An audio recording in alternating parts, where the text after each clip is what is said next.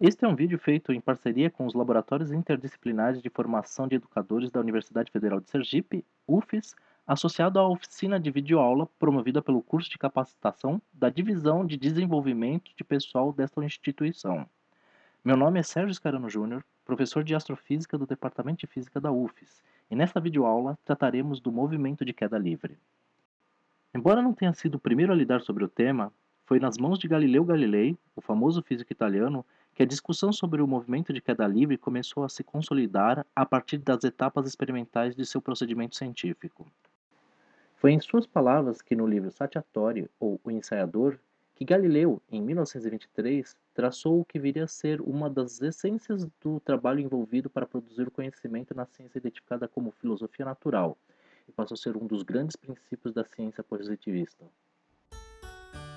A filosofia encontra-se escrita neste grande livro que continuamente se abre perante nossos olhos. Isto é, o universo, que não se pode compreender antes de entender a língua e conhecer os caracteres com os quais está escrito. Ele está escrito em língua matemática. Os caracteres são triângulos, circunferências e outras figuras geométricas sem cujos meios é impossível entender humanamente as palavras. Sem eles, nós vagamos perdidos dentro de um obscuro labirinto. Dotado desse espírito, mas impossibilitado de fazer medidas diretas do tempo de queda livre de um corpo dada a velocidade deste movimento, Galileu propôs uma série de experimentos em que poderia amenizar proporcionalmente a ação que puxava os corpos para a Terra. Ele propôs a utilização de planos inclinados para se medir quanto um corpo cairia em tempos iguais de queda. De forma muito engenhosa, ele fazia com que esferas rolassem sobre planos inclinados de madeira cuidadosamente polida para diminuir o efeito do atrito entre esses corpos. Essas esferas passavam por sinos que poderiam ser dispostos livremente ao longo do plano inclinado, sendo acionados pela passagem da esfera. Com isto, Galileu poderia dispô-los a uma distância tal entre si que, apesar do ganho de velocidade ao longo do plano inclinado, o intervalo de tempo entre o som dos sinos ficava o mesmo. Medindo essas distâncias, Galileu verificou que estas seguiam a sequência dos números ímpares, ou seja, para o mesmo intervalo de tempo, o corpo caía uma unidade de queda, 3, 5, 7, 9 e assim por diante. Generalizando seus resultados para o movimento de queda livre, Galileu imaginou o seguinte: partindo do repouso, em uma unidade de tempo, um corpo cairia uma unidade de queda. Na segunda unidade de tempo, ele cairia 3 unidades de queda. Na terceira unidade de tempo, o corpo cairia 5 unidades de queda. Na quarta unidade de tempo, cairia 7 unidades de queda. E assim por diante, até chocar-se com o solo. Indicamos aqui cada um destes tempos por t índice i. Desta forma, o deslocamento entre as posições ti e ti mais 1 será representado pelo símbolo ΔS, ou seja, a variação da posição que segue a medida dos números ímpares. Assumindo outra referência, podemos medir S de t como o deslocamento total em cada momento a partir do repouso. Isto é feito pela diferença entre a posição ocupada pelo corpo em um dado momento ti e o momento em que este corpo saiu do repouso em t0. Assim, as distâncias acumuladas percorridas desde o repouso são 1 unidade de queda, 4 unidades de queda, 9 unidades de queda, 16 unidades de queda e assim por diante. Nota-se que os deslocamentos totais de queda são quadrados perfeitos dos tempos de queda. Isto nos permite escrever uma relação de proporcionalidade. O deslocamento total de queda livre é proporcional ao quadrado do tempo de queda.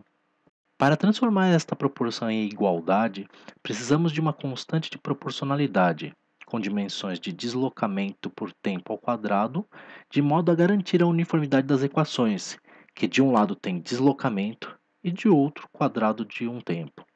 Chamaremos esta constante de c, e a expressão do deslocamento em função do tempo como S de t igual a c vezes o tempo ao quadrado. Caso queiramos descobrir qual é a velocidade de queda de um corpo em um dado instante t, apelaremos para uma generalização do conceito de velocidade média. Utilizaremos para isto como o corpo se desloca em função do tempo. A velocidade média é dada pelo quanto um corpo se desloca num certo intervalo de tempo. Isto não representa a velocidade no instante t, mas a média da velocidade entre o instante t mais h, mais elevada que a média, e o instante t, menor do que a média. O problema é que, se considerarmos puramente a fórmula para determinarmos a velocidade exatamente no instante t, a variação temporal ΔT será zero, para um deslocamento também zero. Reconhecidamente, uma divisão por zero é um desastre matemático. Para evitar isto, apelamos para o conceito de limite e verificamos não o que acontece exatamente no instante t, mas em um instante t mais h, conforme vamos fazendo h cada vez menor. Sendo ΔS o deslocamento entre as posições TI mais 1 e TI, no intervalo de tempo ΔT entre os instantes TI mais 1 e T, notamos que, se reduzirmos h, isto reduz tanto o denominador da expressão quanto também reduz o numerador, fornecendo a velocidade média 1, que agora é mais próxima da velocidade no instante t. Diminuindo mais ainda h, tanto ΔS quanto ΔT diminuem, fornecendo a velocidade média 2, ainda mais próxima da velocidade no instante t, seguindo a proporção entre ΔS e ΔT. No limite de h muito pequeno, representaremos a variação ΔS como ds, que significa uma variação infinitesimal do deslocamento, enquanto ΔT é representada por dt, uma variação infinitesimal no tempo t. Isto fornece a velocidade limite a partir de uma operação que será generalizada apenas após o físico Isaac Newton e o filósofo Gottfried Wilhelm Leibniz inventarem o cálculo. O procedimento para calcular esta velocidade limite faz uso da função de como o deslocamento depende do tempo. Assim, podemos escrever que a velocidade em cada instante t é dada pelo deslocamento do corpo entre as posições que ele ocupa no intervalo de tempo t mais h e o instante t, sobre a diferença temporal entre o instante t mais h e o instante t. Podemos calcular isto algebricamente de uma forma alternativa ao que Galileu fez de forma geométrica. Partimos então da descrição de que o deslocamento do corpo em queda livre é proporcional ao quadrado do tempo de queda. Escrevendo a velocidade no instante t como ds sobre dt, reconhecemos ds como sendo s de t mais h menos s de t, enquanto dt equivale à diferença entre t mais h e t. Isto nos permite descrever a velocidade no instante t como s de t mais h menos st sobre t mais h menos t. Aqui já podemos notar que os termos t no denominador se anulam. Sendo o deslocamento s uma função do tempo, note que calcular s de t mais h é equivalente a substituirmos em t na função o valor t mais h e aplicarmos no cálculo de ct ao quadrado. O mesmo é feito em s no instante t. Desta maneira, a velocidade no instante t fica c vezes t mais h ao quadrado menos ct ao quadrado. Tudo isto dividido por h. Abrindo este quadrado, escrevemos a velocidade como sendo c vezes, abre parênteses, t ao quadrado, mais 2 vezes th, mais h ao quadrado, fecha parênteses, menos ct ao quadrado, e tudo isso dividido por h. Utilizando a propriedade distributiva, a velocidade no instante t fica com ct ao quadrado, mais 2cth, mais ch ao quadrado, menos ct ao quadrado, tudo dividido por h.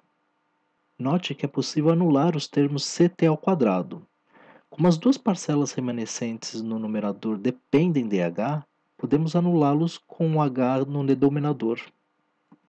Com isto, sobra que v de t é igual a 2ct mais ch. Como h tende a zero, o produto ch também será pequeno, tendendo a zero, ou seja, v de t é igual a 2ct.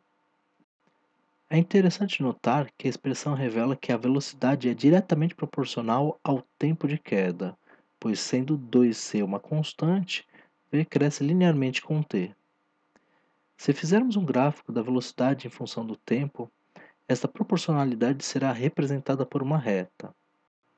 Isto pode ser entendido comparando a equação da velocidade instantânea que obtivemos com a equação geral da reta, que em termos gerais pode ser escrita como y de x é igual a m vezes x mais n. Identificando os termos da equação da reta com as grandezas físicas, reconhecemos que t é a variável independente x e v é a variável dependente y. O coeficiente linear da equação da reta é igual a zero na expressão da velocidade e representa no gráfico onde a reta cruza o eixo vertical. O termo m é o coeficiente angular da reta e, portanto, reflete no gráfico a inclinação da reta em relação ao eixo horizontal, que é constante e tem valor 2c. Utilizando o mesmo raciocínio e nos baseando em que a velocidade em cada instante t é dada por 2ct, podemos calcular a velocidade com que a própria velocidade varia, ao que denominamos aceleração instantânea. Partimos, no entanto, do conceito de aceleração média, que fornece o quanto a velocidade varia entre dois instantes diferentes t e t mais h. Novamente, esta conceituação gera problemas, pois estas duas variações, ΔV sobre ΔT, se reduzem a zero, se considerarmos a velocidade no instante de referência e no instante posterior como sendo iguais, impossibilitando o cálculo da expressão.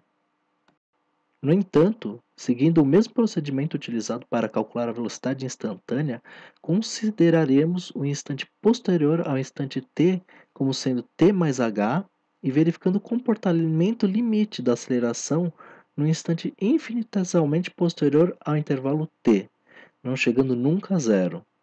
Assim, em um primeiro passo, reduzindo h, tanto ΔV quanto ΔT se tornam menores, resultando numa aceleração média 1.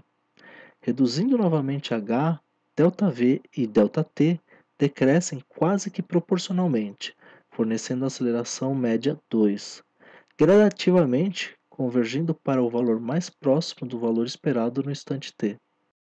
No limite de h tendendo a zero, ΔV é tão pequeno que o representamos pelo símbolo dV, acontecendo o mesmo com o intervalo de tempo ΔT, sendo representado, portanto, por dt.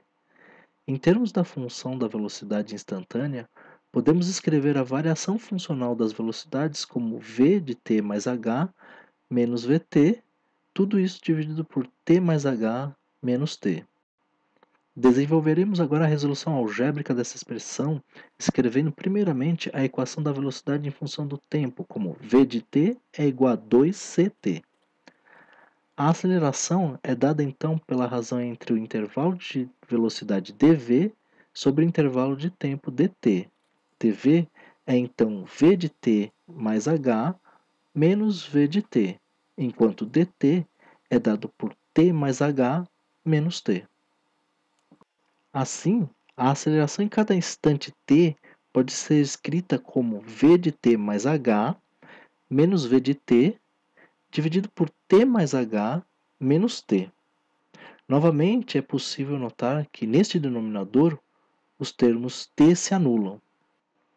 Da mesma forma como fizemos no caso do deslocamento em função do tempo, sendo a velocidade uma função do tempo, significa que calcular v de t mais h é o equivalente de substituirmos em t o valor de t mais h na função e substituirmos o valor de 2c vezes t em t. O mesmo é feito em v no instante t. Substituindo t mais h e t na função da velocidade para cada um dos termos do numerador, obtemos que a de t é 2c vezes t mais h, entre parênteses, menos 2ct, tudo isso sobre h. Aplicando a função distributiva na expressão entre parênteses, podemos escrever que a de t é igual a 2ct mais 2ch menos 2ct, tudo dividido por h. Os termos 2ct se anulam, sobrando apenas um termo no numerador que depende de h. Como no denominador temos também o termo h, este cancela com o termo no numerador. Isto resulta que a aceleração final, a de t, é igual a 2c.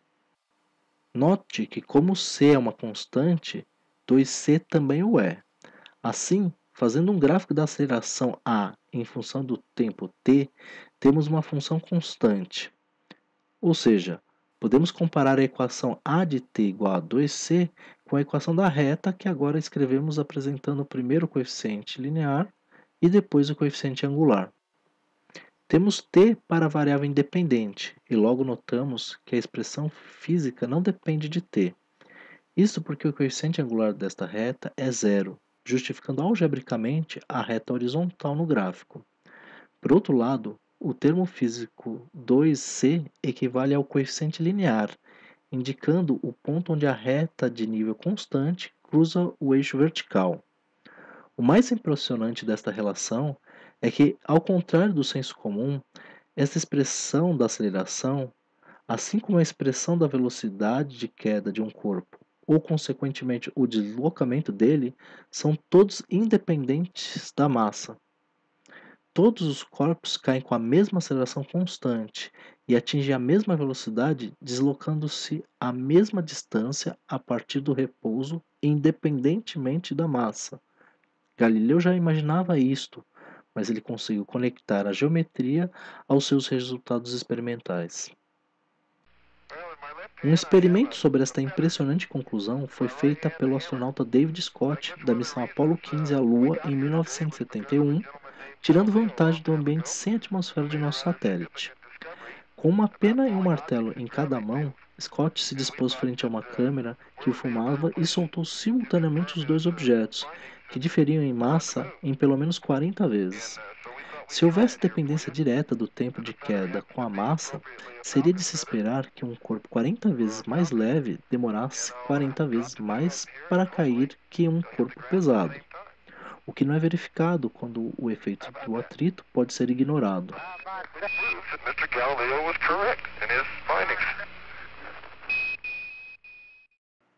Uma vez que a aceleração em cada instante é a constante 2c, atribuímos o nome especial g a ela, representando a aceleração da gravidade na superfície da Terra. Ao fazermos o gráfico desta relação em função do tempo, obtemos uma curva constante no valor g. A expressão da velocidade, que também depende de c, pode ser reescrita em termos de g. Isolando c na expressão anterior, obtemos que c é g sobre 2, de modo que a velocidade de queda em cada instante a partir do repouso é g vezes t. Note que este produto é o equivalente à área embaixo da curva do gráfico anterior, em que g é a altura de um retângulo e t a largura do mesmo. Ou seja, a área debaixo da curva da aceleração pelo tempo fornece a velocidade. Por sua vez, o gráfico da velocidade em função do tempo depende linearmente de t. Por esta razão, a partir do repouso, podemos representá-la por uma reta crescente cruzando o eixo vertical em zero e cuja inclinação, relacionada ao coeficiente angular, está associada à constante g. Por fim, podemos reescrever a expressão do deslocamento em função do tempo, originalmente escrita em termos de c, por meio da constante g. Substituindo novamente c por g sobre 2, podemos redigir a expressão final s de t é meio de g vezes t ao quadrado. Atentando ao gráfico da velocidade em função do tempo, notamos que v de t é a altura de um triângulo delimitado pela reta, ou seja, esta altura é g vezes t. Como a área do triângulo debaixo da reta é dada justamente pela metade da altura vezes a largura do triângulo, ou seja, meio de gt, a altura do triângulo, vezes t, a largura do triângulo, resulta que a área é meio de gt ao quadrado. Notamos então que a área debaixo da curva da velocidade pelo tempo fornece a distância deslocada. Por sua vez, o gráfico do deslocamento em função do tempo é uma parábola. Se representarmos este gráfico não em função de t, mas de t ao quadrado, o gráfico resultante é uma reta, cuja inclinação é meio de g. Estas constatações que relacionam inclinações de curvas e áreas foi o grande insight que conduziu cientistas como Descartes, Fermat, Newton e Leibniz a conceberem os princípios que fundamentam o cálculo diferencial integral.